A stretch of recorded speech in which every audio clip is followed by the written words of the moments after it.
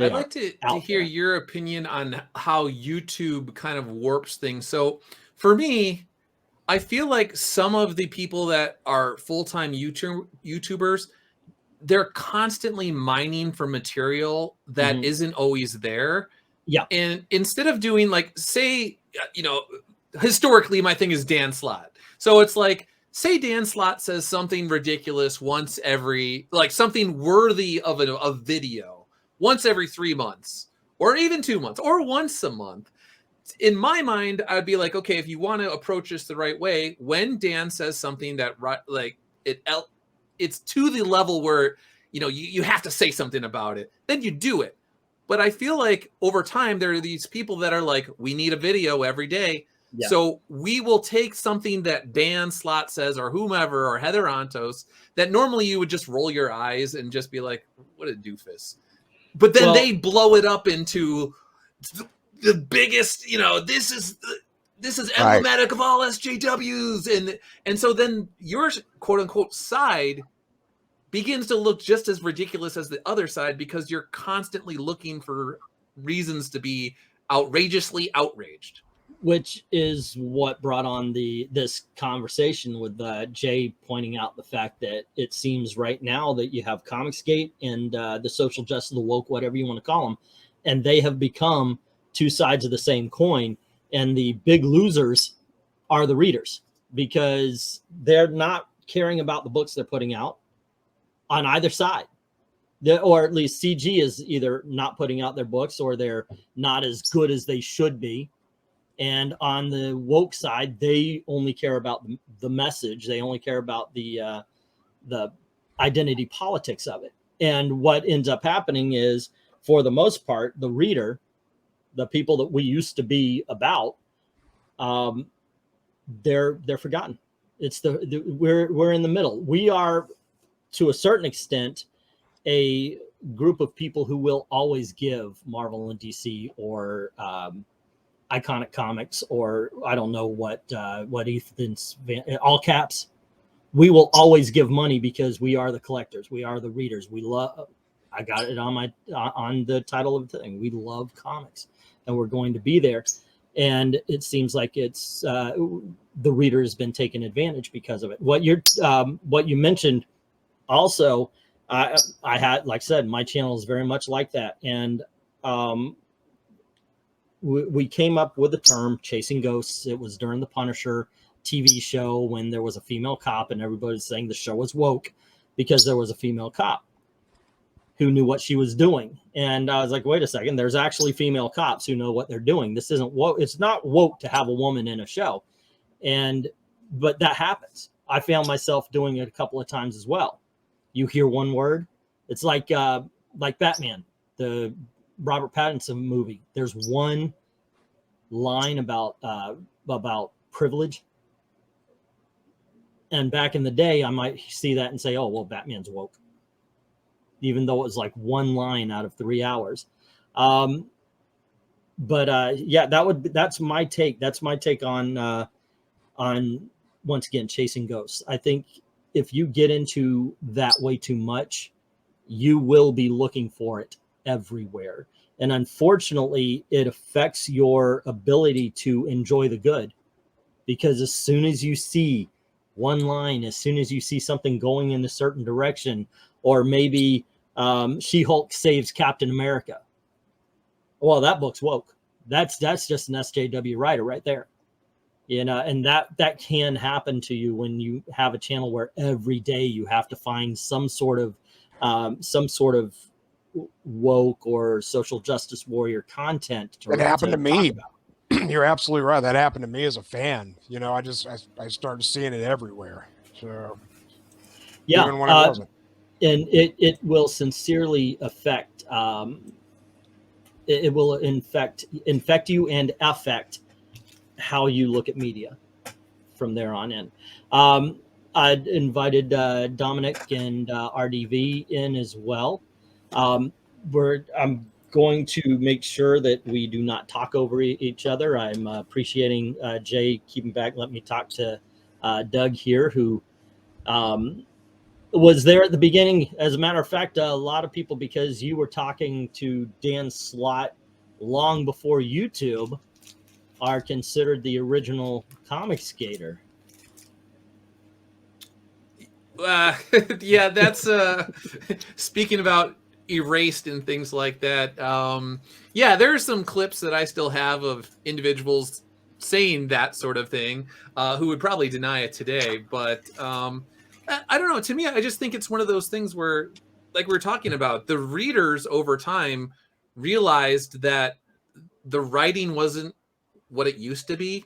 Mm-hmm. And they didn't like the unprofessionalism. They didn't like the Mark Wades and the Dan Slotts and the Gail Simones dunking on them for coming up with legitimate points. So it was one of these things where it was bubbling out there amongst, like, that's how I met Captain Frugal. Is Yeah. On this, it was like the Spider-Man message boards. They were bashing Captain Frugal and they were like bashing me, and so then he ended up at my blog or something along those lines. But it was like a number of people that were all having the same feeling, but they were like, am I alone here? Am I the only one who thinks this? And then YouTube kind of like brought people. That's how I met Captain Cummings. He started watching my videos, and then he like DM'd me on Twitter or whatever and was like, hey, I like your videos, man. And so it was one of these things where, to me, it's like, you know, anytime people start demanding to be like, I was the first, and it's like, well, no, it's really just a lot of people had the same exact opinion, and they just eventually just congealed together on YouTube with people that are like, yeah, I believe what you believe, and let's keep talking about it and see what happens. It was fun. I got to admit, it's probably the most fun I've had on YouTube, to tell you the truth, because it was just crazy. I was like, what the hell is going to happen today? Wasn't somebody accused of murder at some point? Or I do know of course, the ballad of Melissa Moore, there was article after article. It was just effing nuts. And by the way, Maranya brought it up, Milkshake Day. Were you on Twitter on Milkshake Day, Doug, or were you one of the smart ones who stayed off? I saw all that, and that's another one of those revising history where they, to this day, act as if Heather Antos was attacked by an army of people or it was like 3 or 4 guys that made 4 dudes. Yeah, they made like kind of toolish, boorish comments like, oh, I'd get with that one, or something along those lines. Hey, all 4 guys agreed that Heather Antos was the effable one. So why is she all pissed off? Frankly, I think the girl right in front of her was a little bit more cute. The black girl there, she was a little bit more cute than Heather. I think Heather's kind of plainish to me, but no, she would have been behind it because Heather was front and center. I don't remember the picture right off, but yeah, that started off. I mean, it was like 15 hours. I was on all day. I wasted my freaking day arguing with comic book creator after comic book creator. Ron Lim, I remember, was saying, we need more female comic book writers. And I asked why. Of course, my thinking is, no, we don't. We don't need more female comic book writers. I told him this. We don't need more female comic book writers. We need better comic book writers. And I could call him misogynistic because he assumed that I meant women aren't good writers. What I meant is, I don't give a if they're men or women. We need them to be good. Period. What's up, RDV? Looks like you got something to say. I was just gonna say, outside of YouTube, I don't see anyone arguing about who's writing this or what, complaining about that. People are buying the books they want to buy and then they leave. YouTube has basically it's always been drama. Yeah. And either it was creators attacking other creators. Now it's Comicsgate versus or versus SJWs or anybody who doesn't agree with this so-and-so. It's all camps. It's all teenage drama. It's stupid. Now there are some people who are upset. Like I said, the current Spider-Man line now, but I'm not one of those people that, at least I'm not personally. I can't speak for anybody else, but I don't want to spend 30, even 40 minutes just bitching about it every day, because all it does is gets me angry. It doesn't do anything, and I miss out being productive. Well, I'm gonna do what every creator, be they a creator of comic books, movies, whether they are a creator of content on YouTube. I'm going to do what everybody should, and I'm going to blame the audience. But it is funny though. No, well, let me finish. Let me finish my point here. If I were to put out 2 videos, one was this is why Guardians of the Galaxy 3 was awesome, and this is why Guardians of the Galaxy 3 sucked. I guarantee you that why it sucked is going to get twice, maybe 10 times more views than why it was good. Yeah. And no offense, I'm not begging at you or anybody else, or as far as personally, as I, but YouTube, when it comes down to it, it's one grift to make money, get people to watch your channel. Whether you honestly believe what you're saying, and you honestly do, you actually give honest opinions, which I do. I applaud you on that. Yeah. Most we actually gave. That. We actually, my brother, when he was on the channel, he liked Ta-Nehisi Coates' Black Panther. So we were one of the only, definitely the only Comicsgate channel that was giving positive reviews to Ta-Nehisi Coates' Black Panther. Not me, but my brother. He liked it. Let me get a couple of comments here. CNC Iron Man and Captain America in Civil War 1 were written backwards. That is true. Yeah, one of the reasons. I think everybody in Civil War was wrong. Let's see. I love comics. It's not a woke thing. It's an unprofessional thing. That is true. Who let the frog in? Well, you know what? I appreciate the fact that you waited to be introduced and such. What is? Oh, okay. You got a Common America stand. Let me highlight you here so you can show that off while I talk about today. Comments. If only 4 dudes had entered the Capitol on January 6th, they'd still call it an insurrection. Hello to Dark Admiral, and Sweetcast is in the house. Haven't seen you around in a long time. What set Heather Antos off about the boorish comments is the allegation that she'd be likely to Me Too anyone who hit on her. She damseled and to this day uses Milkshake Day to get promoted. I was blasted because I asked for. Oh, by the way, Flash Mountain. The reason why they call it Flash Mountain is because at the there at the top of the hill, where you take the pictures, a lot of girls would flash the camera. That is absolutely true. Flash Mountain is a real thing. It's because women would expose their breasts to the camera as they went down the hill. To be fair, some guys do it too. And to be fair, boobies. Kathleen Kinney on her way out. Disney continues to destroy Star Wars. Yeah, those are the YouTube videos that get hits. And to do over and over again. Actually, if you look at YouTube advice that you're given, if you want to grow a channel, repetition is key. You want to find your audience, so you make sure that you do a video on the same subject over and over and over and over again, especially if it's hot. So if Game of Thrones sucks on their last season, every freaking video for 3 months needs to be about how Game of Thrones sucks. If it's a hot topic, and by George, Game of Thrones sucking for the last season was a 3-month hot topic. So you can actually build a channel on that kind of thing. Can I say one thing about the Heather Antos, the milkshake thing? I wasn't around. I don't think I was. What year is it? 2017, 18? Yeah, that was really what set us. What wasn't that what put us in the stratosphere there? Yeah, that was Milkshake Night. Everybody who was around then remembers Milkshake Night. Yeah. So you said apparently she got offended by 4 random randos on the internet commenting a picture saying that she looked hot. They're rating the other girls. Well, no, they were talking about who would they bang, and as Maranya was saying, somebody did say that Heather Antos looked like somebody who would Me Too you after they agreed to have sex with you. Which, I mean, to be fair, that's basically what she did en masse to the people who said basically glorified internet banter to her on Twitter. So, well, he's probably not wrong.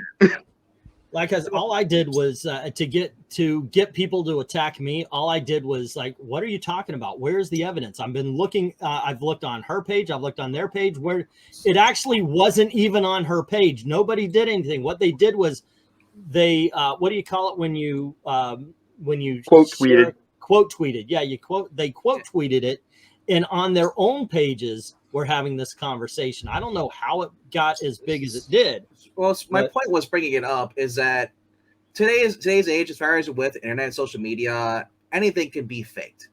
Anybody can create accounts. Anybody can have burner accounts they can use. And I said maybe there was guys that actually did it, or maybe he said we don't know. We'll never know because we don't know if they actually were random people or maybe it was just meant to craze an outrage post. But that's the thing with her not showing evidence, and the same thing was true of, you know, kind of the sister movement to what became Comicsgate, which was Gamergate. Whenever Anita Sarkeesian or Zoe Quinn or Brianna Wu would make claims about getting harassed, they would not bring it up, or the things they would bring up wouldn't qualify as harassment by any reasonable definition. And that was Just the other out of- thing.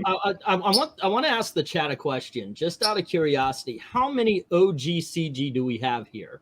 How many people were around during Milkshake, during the birth of diversity in comics? The What year was he Doug born? Ernst, myself, Captain Cummings. You know, who was around during the beginning of that, and which, because I know it's not me, but which Comicsgator, the original, brought you in? Or even if it's one of the newer ones, who was it that made you go, oh, okay, let me see about this group? I think I found DNC just a few days before I found you. Mhm. And then, of course, we bonded over the stupidity of America Chavez fighting mindless ones that arcade controls for no reason. And that was sort of my origin story. And then a few months later, Milkshake Night happened, and the rest is history. Doug, how did you get into this? So I just came to YouTube after I had been blogging and I wanted to reach a larger audience. So I was like, well, I'm just going to start a YouTube channel. And I did that. And I was just kind of doing my own thing. I wasn't even really looking at other channels. And eventually, that's like I was saying earlier, Captain Cummings came into my comments section and started commenting on my videos. And then I started talking to him on Twitter. And then he introduced me to Diversity in Comics.